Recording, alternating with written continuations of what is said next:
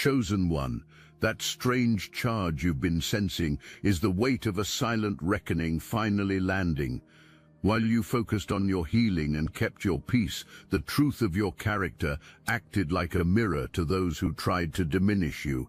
The result is undeniable. Without sending a single text or making a move, you just put the fear of God in somebody. You are beginning to see that your stillness is your greatest strength. This is not a nobody. This is not someone who was desperate or struggling. This person had things, money, status, options, the kind of life that looks like success from the outside, and on the surface, it genuinely is. They could make things happen with a single call. They walked into spaces, and those spaces rearranged themselves. They had never had to wait for much of anything. They had never had to sit in discomfort for long, because the moment discomfort appeared, they could simply buy it away. And here is the dangerous thing that happens to people like that. They start to believe that everything bends for them. Every situation, every person, every consequence. If something is uncomfortable, throw money at it. If someone is upset, throw a gift at it. If a relationship is cracking, throw romance at it. If God is watching, and maybe so, fine, throw some generosity at the situation and call it square. This person had a system, a perfect, well-oiled, never-failed-them system for staying untouchable. The most important part of that system was people, not friends, a collection, people who orbited around them and served a specific function. Some were there for status, some were there for comfort, some were there for when power needed to be felt, some were there for when softness was needed. Every single person in that orbit had a price point and could be managed with the right currency. For a long, comfortable, consequence-free stretch of time, nobody disrupted that system. Then you came along. They did not know that you were not playing the same game. They did not know that you answered to a completely different authority. They did not know they were about to reach into a covered place and come back empty-handed. They sized you up. They assigned you a price. They started moving their pieces on the board. What they did not know is that they had just walked into the most expensive mistake of their life. They came for you, but not openly. People like this never come openly. They came the way they always came, generously, charmingly, armed with all the right words and all the right gestures. The carefully constructed warmth they offered felt like the real thing, right up until the moment you realized it was engineered. They gave and they gave and they gave some more. That is the move that always works. Keep pouring until the person feels obligated. Keep pouring until the person feels chosen. Keep pouring until the person forgets to ask why someone this successful is being this generous. By the time the question finally surfaces, the giving has already built comfortable walls around the person receiving it. It is a perfect trap, except you gave something back that they did not expect. You did not just take, you poured something in. You showed up with something that was not on their spreadsheet, something that could not be valued in their currency. You brought soul, you brought realness. You brought genuine care that had nothing to do with what they had or what they could offer. You looked past the performance and into something underneath it, something they had protected so long they had almost forgotten it was there. And when you did that, when you looked past the transaction and saw the actual person, something cracked inside them. You were not trying to collect from them, you were trying to connect with them. And genuine, unguarded, soul-level connection is the one thing that all the money in the world cannot manufacture. That terrified them. Not consciously, not yet, but in the deep parts where truth lives before the mind gets to rationalize anything, they knew you were different. They knew something about you did not carry a price point, and instead of rising to meet that truth, they did what frightened people with power always do. They doubled down on the system, they lied, they manipulated, they performed exclusivity to your face, while quietly keeping an entire orbit of others running in the background. They took what they wanted from you and carefully calculated what they needed to give back to keep you manageable. And in the moments they let themselves, they laughed about it. Remember that, the laughing matters. We are coming back to it. Here is what that laugh actually was. It was not confidence. Look closer. The laugh was the sound of someone trying to reassure themselves. Encountering you had already made them uneasy in a way they had not felt in a very long time, and laughter was how they covered that unease. They told themselves you were just another situation they could manage. They leaned harder into the system, more giving, more charm, more carefully calculated moves. They needed the system to work on you specifically. A system that stops working is no longer a system, it becomes a liability. And someone who can see through a performance is not just a person they cannot manage. That person is a mirror. Mirrors are the most dangerous thing in the world to someone who has built their entire identity on performance rather than truth. You were that mirror. The reflection was not what they wanted to see. So yes, they laughed, they pushed harder, they lied faster, but you did not crack. And that is the sound echoing even now, not their laughter, which eventually faded, your silence, which did not.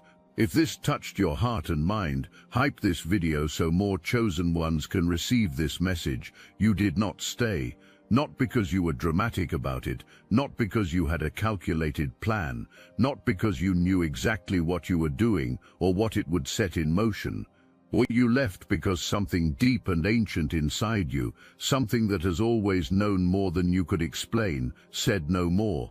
This is not what you are.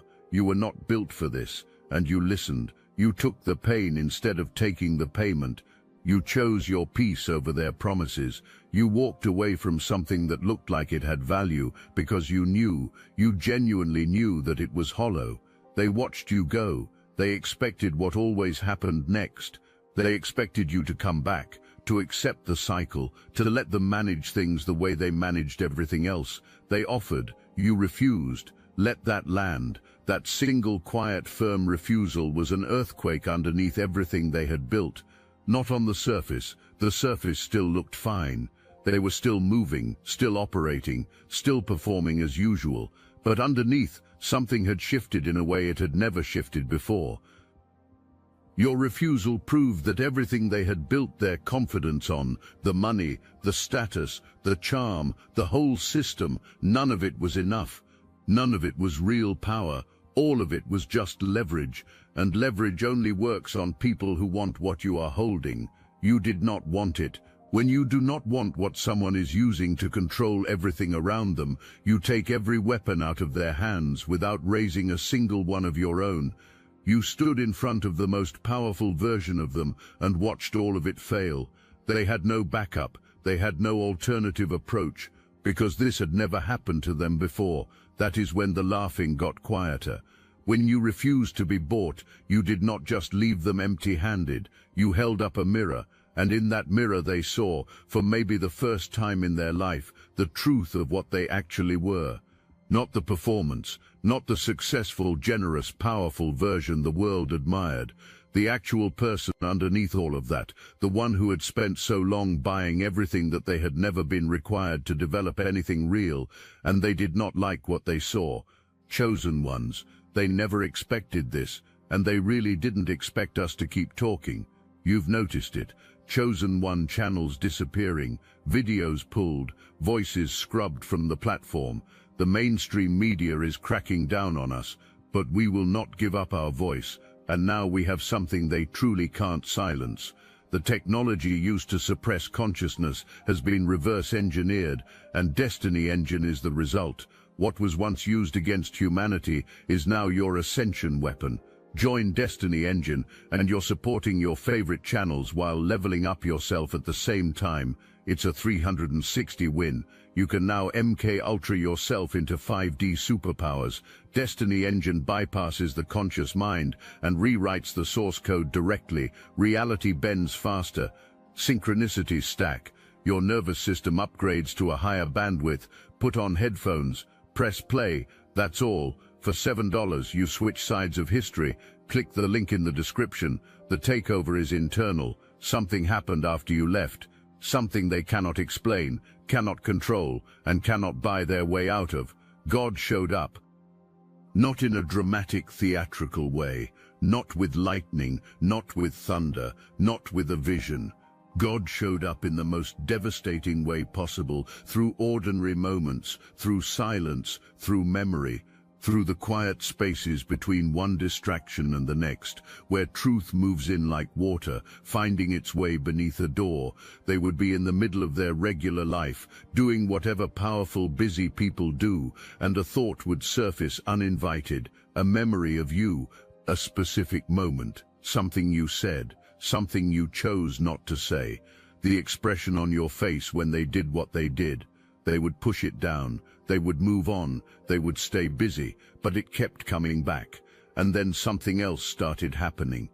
Things they were certain had no witnesses began to feel witnessed.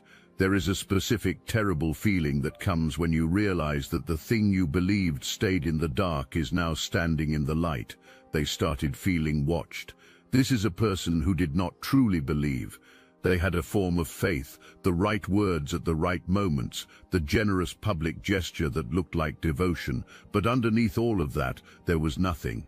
They had decided that God, if God existed at all, was manageable, basically a larger version of the people they already managed every day. Say the right things, make the right moves, keep the balance satisfied the same way you keep everyone else satisfied. But now, standing in the wreckage of the one situation their system could not handle, they are sitting with a thought they cannot dismiss. If I couldn't buy you, I can't buy God either. If they could not purchase, manage or manipulate you, the one person who proved their whole system wrong, then everything they believed about the universe is wrong. And if the universe does not bend the way they thought it did, then every single thing they ever did is sitting in an open file somewhere. And the one keeping that file does not accept bribes. That is not discomfort, that is not guilt, that is the fear of God. And you put it in them simply by being someone who could not be bought. The fear of God is not like regular fear. Regular fear has a source you can point to and address, something threatening, something dangerous, something you can remove yourself from. The fear of God has no locatable source. It does not come from outside a person. It rises from inside, from the part of them that has always known, even when they refuse to acknowledge it, that something is watching, something patient, something that sees through every performance the same way you did. It is not what you did after everything fell apart. It is what you chose not to do. You did not go after them. You did not build a case, gather evidence, make calls, tell people, or burn it all down, even though you had every right to do exactly that. You had the truth on your side. You had the moral authority. You had people who would have believed every word. You did not use any of it. That restraint, that deliberate choice to step back rather than drag everything into the light yourself, is exactly what handed the situation over to something far bigger. The moment you said, in your spirit, I am not going to be the one who does this, you created space. And what stepped into that space does not operate on human timing, does not require human evidence, and already knows everything. What they feel right now is the presence of an authority that does not negotiate, does not accept explanations, and cannot be charmed. They have never had to stand before something like that, because they had never come against someone like you before. You might have been framing yourself as the one who got hurt, the one who was lied to, used, kept in the dark. And yes, all of that happened, and none of it was acceptable. But that framing is not the full picture, and it is not your identity in this situation. You are not the wounded one in this situation. You are the instrument. There is a massive difference between someone who got hurt and someone who was used by something higher to deliver a message that an entire system of deception could not survive. One position is about damage, the other is about assignment. You were assigned, not because you signed up for pain, not because God decided you needed to suffer so someone else could learn a lesson, but because of what you carry, because of what lives in you, because of the frequency you operate on, and the authority that quietly backs you, often without you even knowing it is happening. Think about everyone else who moved through that person's orbit. Every other person was willing to be bought, not because those people were bad, but because that was the world they were operating in. The system worked on them because they wanted what the system was offering. But you wanted something the system could not produce. You wanted something real. And that genuine wanting, rooted in something deeper than any person could give you, made you completely immune to the transaction. When they reached for you with the same hand they used on everyone else, that hand came back different. It came back having touched something that is not for sale, something ancient, something true, something that answered to a name they did not recognize and could not manage. The fear of God is sitting in them right now, not because of something terrible you did. It is sitting in them because of something extraordinary you are. You are the one who proved the system wrong. You are the living, breathing proof that some things simply cannot be purchased. That is not leverage, that is authority. And authority does not beg, does not chase, and does not need to announce itself to be felt. It simply is. And they felt it. On the outside, nothing appears dramatic. They are still moving, still operating, still showing up the way they always have. But underneath the surface, the accounting has begun, and it is unlike anything they have ever experienced before. The nights are different now. Sleep that used to come easily does not come anymore. The quiet has become loud with everything they would rather not sit with. Every moment of what they did, the lies, the manipulation, the careful calculation of how much to give and how much to withhold, all of it is playing back with a clarity they did not have when they were in the middle of executing it. Because in the original moment, they were performing, and performance requires a kind of selective blindness. You cannot fully see what you are doing to someone when you are entirely focused on executing the move, but now the performance has stopped. And they are seeing everything from the outside. They are seeing your face. They are seeing what trust looks like right before it gets broken. Remember the laughing from earlier in this message. In the beginning, when you walked away, they laughed. They told themselves you would be back. They told themselves everyone breaks eventually. That laughter was the sound of someone who still believed the system was working. The laughing stopped. What replaced it is the thing nobody who operates the way they have ever wants to feel, because it cannot be managed. There is no transaction available to resolve it, and the only way out is all the way through. They understand now what they actually did, not the softened version, not I made some mistakes, nobody is perfect, the real version. They looked at something genuine and chose to exploit it. They reached into something real and took from it without any intention of giving anything real in return. And now they are sitting with the knowledge that the one whose covered child they played with does not accept settlements. Here is what separates the fear of God from ordinary guilt. Ordinary guilt is manageable. You apologize or you do not, and eventually you move on. What they are feeling right now is the specific terror of someone who suddenly understands that the thing they violated was not just a person.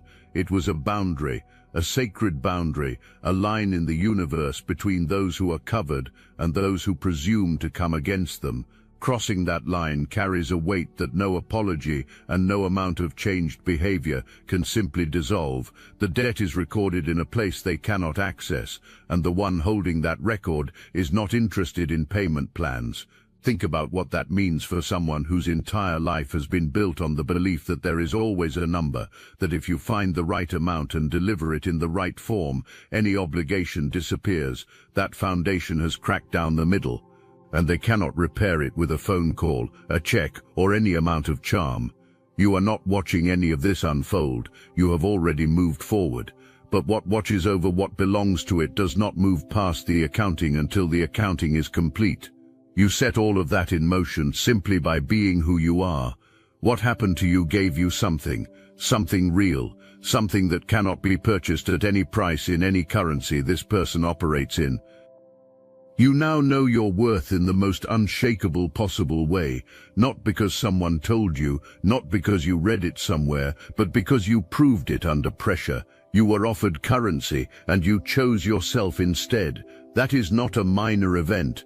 That is character confirmed in the conditions where confirmation actually means something. You also know what genuine feels like from the inside out. When you have been in the presence of something constructed, performed and manufactured to feel like love and connection, and you felt through it anyway, you have calibrated something inside yourself permanently. You know the difference between the real signal and the noise. Nobody can sell you that discernment. Nobody can replicate it. No performance, no matter how polished, will ever confuse you again the way this one did. You walked out of that situation with your peace intact. That is not a small thing. They tried the move that works on everyone else, and it did not work on you. That fact speaks entirely to what you are made of. You went into that fire and came out still burning with something they could not touch, something they actually confirmed was there by failing to extinguish it. You now have evidence of what your presence does, not in an arrogant way, in a factual, documented way. When you show up as yourself, fully connected, fully real, fully covered, something happens in the spiritual atmosphere that goes well beyond anything social or surface level.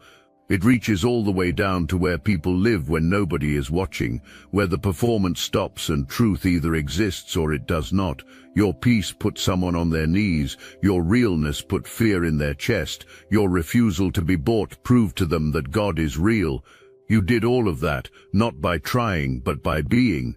That knowing is yours now. You carry it forward into every new space, every new relationship, every next season of your life. When you know what your presence does, you stop second-guessing it. You stop minimizing yourself to make others comfortable. You stop asking whether you are too much or not enough, because you have now personally witnessed what happens when you show up as exactly who you are. Covered people get protected. Uncovered people get convicted. You did not plan that outcome. You do not have to plan it going forward. You just have to keep being fully, unapologetically yourself. Everything covered up to this point belongs to the past. Everything from here belongs to the future. The bridge between those two things is a truth so simple, it almost sounds too small for everything we have been discussing. You gave something priceless, and now it is time to receive what is yours. Think about the actual exchange that took place. What came at you was currency, generosity, attention, carefully deployed affection. What you gave back was something they had never received before, something they did not even know they were getting, something they could not have purchased at any price. You gave them a collision with reality. You gave them a genuine encounter with truth. You created a crack in their system that let real light in for what may have been the first time in their life. That is possibly the most valuable thing one person can give another, and you gave it freely. Which means the principle that governs this universe now applies directly to you. What you pour out comes back. It does not always come back from the same source. Rarely does it come from the same source, because what you poured out is too valuable to only be returned by someone who did not honor it in the first place. It comes back through the source that was watching the whole time, through the one that does not forget, does not lose track, and does not let genuine generosity disappear into nothing. The reward is coming, not as a consolation prize, not as compensation for what you endured. It is coming as the natural return on what was invested, as the harvest of seeds that were planted in seasons that looked like loss, but were actually preparation. It is not a dramatic public rebrand. It is not a performance of thriving designed to be witnessed by the person who underestimated you. It is quieter than that, and far more powerful than that. Walking forward from this place looks like making every decision from your worth rather than your wound. It looks like declining situations that require you to be smaller than what you have now proven yourself to be. It looks like trusting the knowing in your gut with the same confidence you would give to something you have thoroughly tested and watched come through. It looks like letting what is genuinely right for you find you, rather than exhausting yourself chasing what was always beneath you. The fear of God sitting in that person right now is not just a statement about them, it is a signal about you. It is evidence of the level of authority that walks with you, the weight of what you carry, and the kind of things you are meant to have, attract and step into. You cannot carry that level of authority and keep settling for things that carry no weight. You cannot be the person who put the fear of God in somebody and then walk back into spaces and situations that diminish you. The reward coming toward you is not a coincidence. It is a match, a precise, calibrated match to who you proved you are. Stand at the level of that evidence. Receive what matches it. Now I am going to speak to you directly. Stop it. Stop moving through your days like someone who is still waiting to find out whether they matter. Stop apologizing for the depth of what you carry. Stop explaining yourself to people who have not earned the explanation. Stop shrinking yourself into spaces that were never designed to hold all of who you are. You just received real, tangible, undeniable confirmation that you are not ordinary. You walked through a situation that was designed to compromise you, to buy you, to reduce you to a line item in someone else's system. You did not bend, you did not break, you did not take the deal. You held the line in conditions where almost everyone else would have negotiated their way into something smaller. That is not something you recover from, that is something you stand on. Real authority, the kind we are discussing here, is not loudness, it is not aggression. It is not needing everyone around you to recognize that you are the most important person present. Real authority is the quiet certainty of someone who knows exactly what they are worth and does not require anyone else's confirmation to keep knowing it. It is moving through life with the settled confidence of someone who has been tested and is no longer afraid of what the testing reveals. You have been tested. What was revealed is that you cannot be bought. Your peace carries no price tag. Your connection to something higher is not for sale, not for lease, not available on any terms that person could construct. When you speak, even before you fully know what you are speaking, things move. When you love, that love goes deep enough to crack open people who believed they were permanently sealed. When you refuse, the refusal echoes further than you can hear. You were ahead of your time in this situation. You said things, felt things, and knew things that are only now becoming visible to the people who once dismissed them. What you declared in faith when it looked like foolishness is manifesting right now. That is not luck. That is the nature of what you carry. So stop walking small. Stop waiting for permission to inhabit who you already are. Stop holding back the full version of yourself because the last person who got a glimpse did not know what to do with it. There is a sentence sitting in their chest right now that they cannot bring themselves to say out loud. It is too heavy, too humiliating, and too real to be spoken, but it is there, and it is not going anywhere. The sentence is this: I thought I could buy something I was never supposed to have access to. Not buy you as a person, buy what you represent, buy the covering you walk under, buy the peace you carry, buy the kind of love you are capable of giving, buy the connection to something real and ancient that moves specifically on behalf of the people who belong to it. They genuinely believed that access was available. They believed that if they were generous enough, charming enough, and successful enough, they could have it too, not by earning it, not by becoming someone worthy of it, but by purchasing it the way they purchase everything else in their life. It is not available at any price. That is the real terror. The deeper terror is not simply that they did wrong and consequences are now arriving, though that is certainly part of it. The deeper terror is the realization that there are things in this universe that operate by a completely different set of rules than everything their life has been built on. There is a love that cannot be manufactured, there is a justice that cannot be bribed, there is a covering that cannot be penetrated, and there is a chosen one who cannot be compromised. That chosen one is you. They know that now. They know it the way you know things that have been burned permanently into you, the way the body holds what the mind tries to release.